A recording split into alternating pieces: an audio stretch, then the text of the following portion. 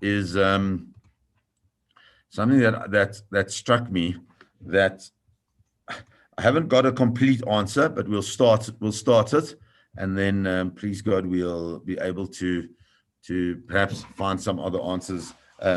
If not today, then tomorrow. So we know with Korach, it's such a profound argument that he's having. We spoke about the cruelty in the way in which he approached this argument. But if you remember, in addition to Korach, there were these other 250 Nesi'ei Eidah, these very, very important members of the congregation that also come against Moshe, and they all start with Moshe. And Moshe calls Korach, but and he says, in the morning we're going to know what's going to happen. But this is what you have to do, and this is in it's verse number 6 from the beginning of the parsha, and he says, Zot asu. This is what you guys have to do. Kechu lachem machtot Korach v'kol ardato. You need to take your machtot. These are those fire pans. That the fire pans were the things that they used to bring the coals, and they would put the ketoret on them, the incense on them. So he says to them, okay, this is what you've got to do. Take your machtot, utnu bahem eish, and put onto the machtot fire, v'sim aleim ketoret, and put ketoret, this incense on them, lifnei Hashem machar, tomorrow, v'ya'ich asher yivchar Adonai hu hakadosh, and whoever HaKadosh Baruch Hu chooses tomorrow, then that's the person who is HaKadosh. Rav Lechem B'nai Levi, you've gone too far. So Rashi points out, he says, Zot asu k'chu lachem machtot. He says, Ma'arom ra'a lomar lahem kach. What was going on? Why did Moshe Rabbeinu tell them to all come together and bring their fire pans, and together they'll bring all this incense? What was going on? Amar lahem. So Moshe Rabbeinu says to all these people, "B'darchei hagoyim yesh nimusim harbei v'chomrim harbei." Says, in the amongst the goyim there are amongst the goyim they have their way. And what is their way? That they have all these different priests and other things, and they all come together in one house, and they all serve together, and it's a whole big spiel of hundreds and hundreds of these priests and hundreds of these servants of their gods.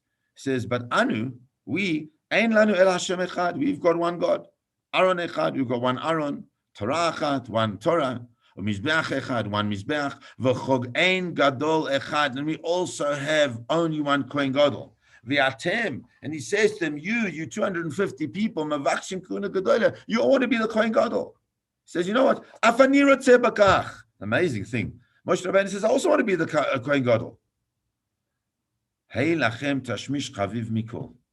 Says, you know what? What is the most favorable thing that the Kohen Gadol has? The most powerful thing that the Kohen Gadol has in his armory, in terms of his relationship with HaKadosh Baruch Hu, and what he uses to make sure that Bnei Yisrael are forgiven, that's the Ketoret. So he says, okay, the most important thing is the Ketoret. HaChaviva mikol HaKorbanot. That's the most beloved of all the Korbanot. V'sam hamavet nitan b'tocho. He says, but hold on a second. Just remember, I want you to understand. And it's such an interesting thing that happens here, is that Moshe Rabbeinu says to him, you've got the Ketoret, which is the most powerful thing that the Kohen Gadol uses, but at the same time, like everything else in the world, and that's what's so important, everything else has a positive and it also has a negative. Everything is zeh le'umat zeh. There's the Kedusha and there's the Tumah. Everything, the Ketoret also has a sting in its tail. And the sting in the tail is that if it's used incorrectly, it's a sama mavet. It's the poison. It's the poison. How do we know that? Shebo nisrafu Nadav Avihu. That Nadav and Avihu, the sons of Aaron, they also brought Ketoret. They also tried to serve HaKadosh Baruch Hu in the way that they wanted to serve HaKadosh Baruch Hu, not in the way HaKadosh Baruch Hu wanted to be served. And therefore, Leficha Hasra Bahem. And Hashem says to them, I'm warning you now. This is the Hasra.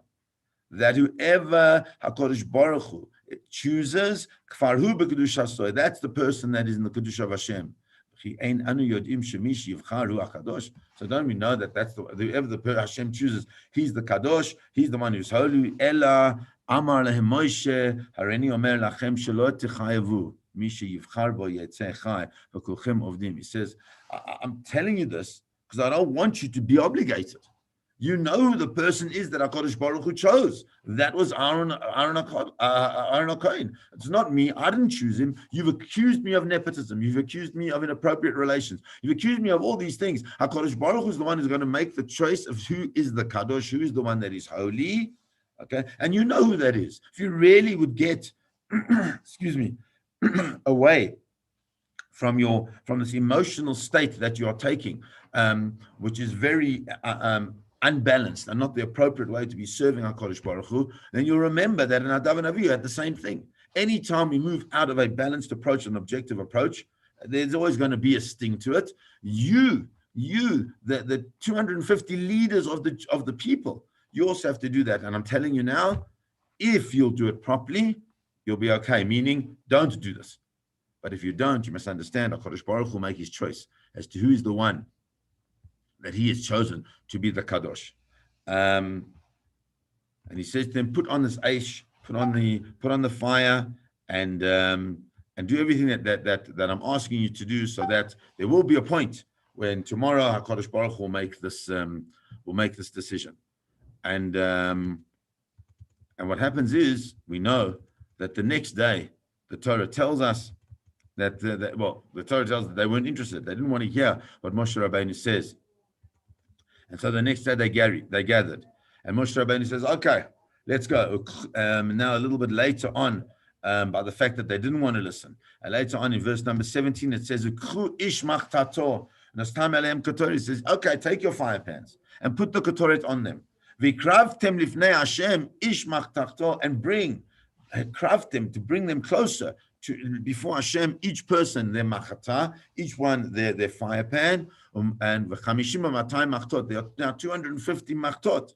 Ata v'Aaron ish machtoto, and you and Aaron and all your pans. HaKadosh Baruch Hu says to him, okay, we're going to do this thing.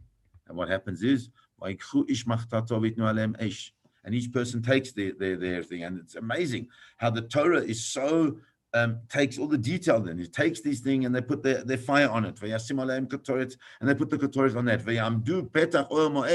Moshe and Aaron, they stand at the oil moed, Moshe and Aaron, and all this bring back to me is the image of Nadav and Avihu taking their machtot, taking their fire pans in front of the Ribono Shel Olam.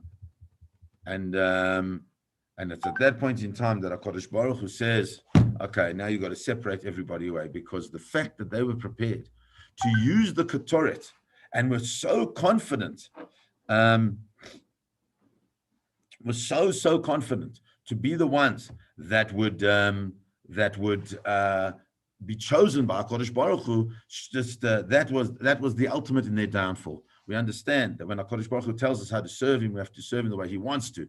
And but if we serve it in a way that is not appropriate, so then HaKadosh Baruch Hu brings down the fire, which he's going to do. Please God, we'll look at that a little bit more tomorrow. Again, just wanted to set up the scene that we understand that Moshe Rabbeinu gives them the warning and explains to them that's not the way we do things. And we have a precedent that that's not the way we do things. And therefore we have to be aware constantly that we have to follow in the way in where Hashem says we have to serve him, not the way we like to do it ourselves. Please God, we should